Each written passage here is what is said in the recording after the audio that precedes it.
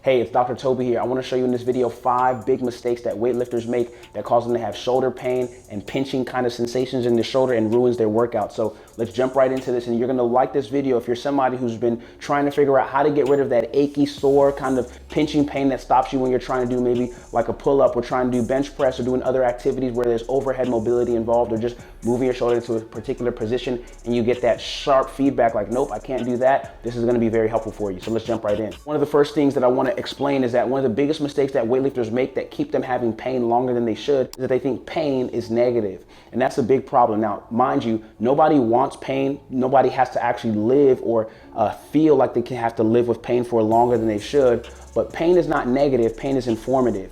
And what I mean by this is pain is giving you information about something that's going on, where there's a limitation, where there's something that's a challenge in your ability to do the thing you're trying to do. And so most people, their focus is trying to get rid of the pain, but they don't focus on getting rid of why the pain is there in the first place.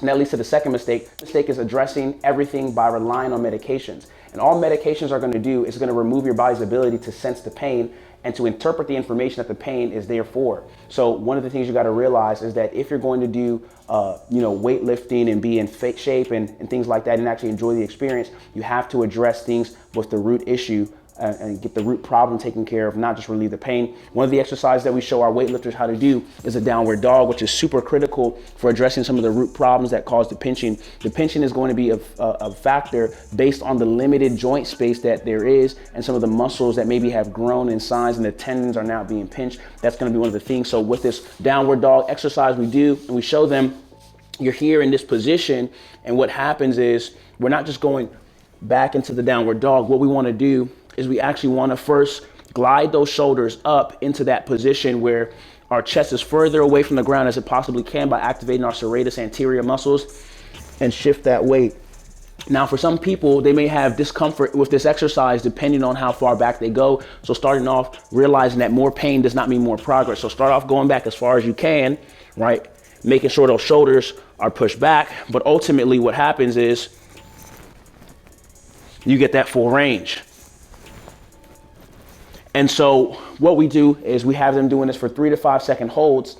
And what's going to happen is you want to start off with maybe like 2 sets of 5, doing 10 reps, things like that, 3 to 5 second holds, things of that nature. But what happens is as you're in that position, gliding those shoulders away, right? We're creating that space inside of that shoulder capsule. We're unlocking that shoulder, opening it up nice and wide. And what that's going to do is free you up to have the liberty of movement, freedom of motion. So second biggest mistake, like I talked about already, is relying on pain meds, and pain meds just cause you to ignore the real issue that's going on. And the third issue, people think that stretching can fix everything, but stretching actually can make the problem worse, because what happens is, especially for people who lift heavy, when you're stretching, most of the time what happens is you're actually destabilizing the muscles that are supposed to stabilize your joint. So stretching can actually make the problem worse. Some people are probably thinking like, well, if I had just stretched that, time before that incident happened, before my rotator cuff got injured or whatever the case may be, that would have saved everything. But stretching actually makes the issue worse. And so what has to happen is there has to be a process by which you engage your body to prepare better for weightlifting, which doesn't involve stretching per se. I'm gonna show you another exercise that makes a very big difference with this. And so one of these exercises that we do for our lifters is we're gonna have them in this position at a surface. We're going to allow the force of gravity to assist with this. And so we can be here in this position where we're back here and have our hands on that table, and we drop down, right? Holding that for about 3 to 5 seconds, dropping down. Now, obviously, you can always modulate and control how far you go down. That's always there, a given, but you can also move closer, move your arms so it's more supported. That's going to give you less of a mobilization there, but it's still going to be helpful depending on what you can tolerate. Always got to mention to people that more pain does not mean more progress. So on a scale of mild, moderate, severe discomfort when you're doing an exercise or activity, what you got to think about is it shouldn't be more than mild discomfort when you're doing it. So again, you can move back, get more of a mobilization here in that position like so, right? And drop that body down and just hang and just relax. Let gravity do all the work. And then from there, you can also open that shoulder joint up even more, get in this horizontal abduction position, hands on the table. What you're gonna do is rotate and turn that body upward, kind of right there. Same concept applies. The closer we are to the table, right, we're gonna get more specific at the joint but we're gonna get less of a stretch possibly. And then from here, we get a little bit more of a joint plus muscular kind of engagement when we're mobilizing and stretching. So same concept applies. We're gonna be here doing 3 to 5 second holds, things like that. You can start off with 3 seconds if this is new to you, those kind of things, and that's gonna be very important. Now, this helps us to understand the next issue that most people make when it comes to their approach, which causes them to have shoulder pain for a very long time, and they just kind of have to nurse the injury. They feel like, well, I'm in my 40s now, therefore that's kind of the issue. I gotta maybe lay off some of the heavier weights and things like that. I always explain to our patients and our clients that age is not the problem. Age should actually be a reason why you can actually lift heavier and lift better as you progress and get older. So as you age, you should actually have less injuries and fewer issues because you've had more time to be able to understand and learn your body. Now, the problem is most people are ignorant of the exercises that they should be doing that address their pain and amplify their performance. So when people don't know what exercise they should do, what they do is they get a random concoction or cocktail of activities and exercises for a problem that's now seeming like it's permanent that you're gonna have to live with. But the problem is not permanent. You just need to begin to ascend your training protocol based on your age and how your body is changing as you age. So maybe 2 years ago, stretching right before your lift and stuff like that was cool, but now as you're aging, what you have to do is begin to upgrade what you're doing based on how your body is changing. And so doing some of these things that we're showing are gonna be addressing some of those predominant issues that most people suffer from. I'm gonna show you the next game changer that we introduced to our lifters that makes a difference. So this exercise is a isometric push-up. Now, a lot of people today are really into like the whole mobility thing, like, oh, do a lot of mobility work, but mobility means nothing without stability. You can't just have freedom of movement and smoothness of movement that's not stable, right? So if you have if you're in that push-up position, you're gonna be there, and what you do is you're gonna go down slowly and hold. Once your arm is at that parallel to the ground, kind of that 90 degrees, what happens is we're right there. Want to make sure the arms are spread out wide enough. You're gonna hold that position 3 to 5 seconds and then come back up. And so what's happening here is we're getting some slight oscillatory motion of the joint. So this is a mobility plus a stability exercise because we want our muscles to be more active when we're stabilizing it at those joint ranges where there's pain and discomfort. We want to open up that space, hold it, and come back up. Same process, 3 to 5 second hold. We get some slight oscillatory motions that's progressively pushing that joint into a greater range of motion, greater ability for it to be moving with smoothness and without pain and discomfort. So the other mistake that people make, this is getting to mistake number 4, people never get onto a rehab regimen.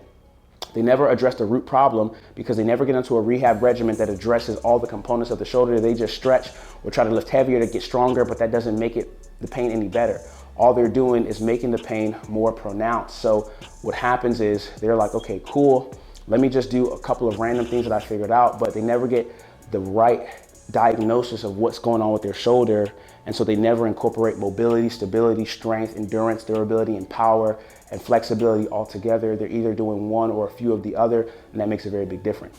Now, let me show you the last exercise that's gonna be really essential. And there's a couple of variations for what these exercises target, but we're here gonna be doing a prone W. We're gonna have our hands right beside us like so. And what we're gonna do is we're gonna be in this position, gonna turn our pinkies up toward the sky, and we're gonna lift those arms right off the ground. We wanna make sure our shoulders are not hiked up. Wanna pull those shoulders down and squeeze, pinch those shoulder blades. Keeping those shoulders down, pinkies are up, just like so. We're thinking about 3 to 5 second holds, just like so. So a couple of things about this exercise. Part of what we're targeting and doing is we're addressing some of the secondary effects of lifting. So as people get stronger, as they lift heavier, especially for guys who are lifting weights and bench pressing and trying to PR, stuff like that, the chest muscles like the pecs are gonna get much stronger, but it also ends up pulling the shoulders into a more forward shoulder position. And so even if this is not that pronounced physically, like when you look at yourself in the mirror, you don't see your shoulders really flexed over, too significantly. What happens is there's a subtle shift in the joint orientation. And it can be very subtle. You might not even look at yourself and see it physically, but what happens is that shoulder joint is pulled more into this position internally. And so when you go to do certain exercises, like a pull up, or you go to do a, lifting with the shoulder, overhead press or a chest press or whatever, you start to feel that pinching kind of pain and sensation because the shoulder has moved into a more closed position where the tendons and the nerves are being pinched. And so what we're doing when we're doing this exercise is we're actually activating some of the antagonistic muscles to the pecs, to the chest muscles. We're activating those muscles to get them active to correct and reset the muscular balance so that there's balance, so that, kind of if you think about tug of war, right? We want that shoulder to be at an optimal joint where that tug of war is at a standstill. It's not too pulled to one side, not too pulled to another side. We want to even that balance out. Most people neglect some of those middle back muscles, or they're not as strong or as active as the chest muscles, depending on how active you work out certain parts of the body. And so it doesn't mean that you don't work out your back at all, but a lot of times those chest muscles can be way more active. People who are sitting at desks for long periods of the day, who are in IT or whatever kind of profession you're in, they find themselves and their shoulders kind of move into that position. So doing this exercise to help correct is essential.